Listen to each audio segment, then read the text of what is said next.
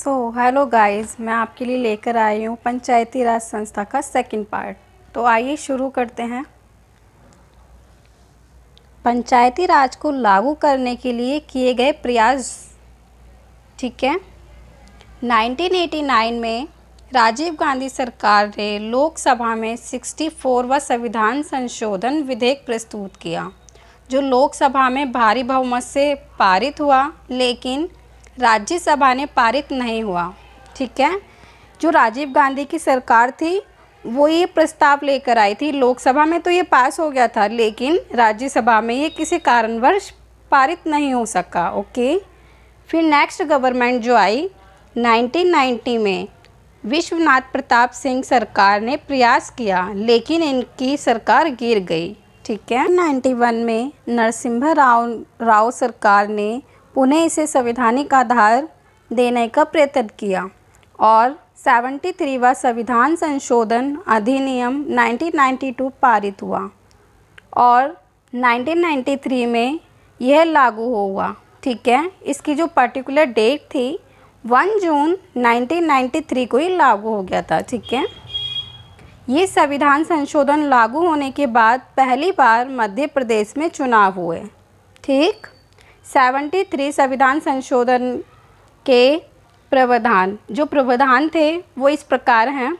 राज्य सूची का विषय है, जो पंचायती राज व्यवस्था होगी ना वो राज्य सूची का विषय है। ठीक है, भाग 9 तथा 11वीं अनुसूची जोड़ी गई, 29 विषय सौंपे गए।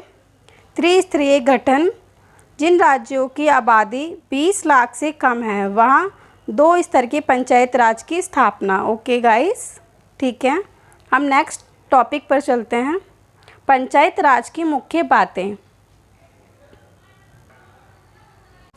राज्य विधानसभा द्वारा विधि निर्माण करके कर लगाना एवं वसूल करने की शक्ति पंचायती राज के पास है। ठीक है, आरक्षण राज्य विधानसभा की मर्जी पर होता है। 1/3 आरक्षण महिलाओं को दिया जाएगा। कार्यकाल जो होगा 5 वर्ष का। अगर पंचायत का विघटन हो जाए तो 6 माह के अंदर चुनाव होने चाहिए। पंचायत का कार्यकाल 6 माह से कम बचा हो तो चुनाव समूचे 5 वर्ष के लिए होंगे। पंचायत में निर्वाचन होने की आयु 21 वर्ष होनी चाहिए। चुनाव में गड़बड़ी पर या मामले पर उच्च न्यायालय द्वारा होगा इसका निर्णय। ठीक है, तीनों स्तरों पर सदस्यों का निर्वाचन प्रत्यक्ष होता है, लेकिन जो अध्यक्षों का निर्वाचन होगा ना, खंड अध्यक्ष और जिला अध्यक्ष का निर्वाचन अप्रत्यक्ष होगा, लेकिन जो ग्राम सभा का होगा वो प्रत्यक्ष रूप में होगा। ओके, आप लोगों को क्लियर है ना? अगर कोई डाउट हो तो आप मुझे कमेंट करके बता सकते हैं। ठीक है, नेक्स्ट पॉइंट, ग्राम पंचायतों कार्यों के प्रभावी बनाने के लिए निम्न समितियों का गठन किया गया था। ठीक है, वो इस प्रकार है: विकास समिति, शिक्षा समिति, लौकिक समिति। जो विकास समिति है उसका कार्य है, इसका मूल कार्य कृषि, ग्रामीण उद्योग एवं ग्रामीण विकास योजनाओं का निर्माण करना है। शिक्षा समिति, इसके द्वारा ग्राम पंचायत शैक्षिक कार्यों का प्रबंधन करती है। ग्राम पंचायत से प्राथमिक शिक्षा में भोजन प्रबंध से लेकर छात्रवृत्ति के आवंटन तक विद्यालयों के कार्यों की निगरानी करती है। लोकहित समिति, जन स्वास्थ्य एवं ग्रामीण कार्यों से संबंधित कार्यों या मामलों की देखरेख करना इसका कार्य होता है। समता समिति, महिलाओं, बच्चों, अनुसूचित जातियों और जनजातियों तथा पिछड़े वर्गों के लोगों के लिए कल्याण के लिए संपादित होती है। ठीक है, ये जो समिति होती है। सॉरी टू गाइस, ऊपर मैं इस पॉइंट को डिफाइन करना भूल गई हूँ, so please try to understand. Okay guys, ठीक है, नेक्स्ट पॉइंट, अनुसूचित क्षेत्रों में पंचायती राज का विस्तार।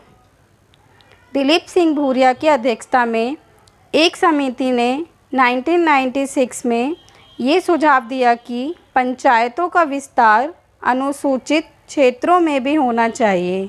अनुसूचित जनजाति के लिए आरक्षण होना चाहिए।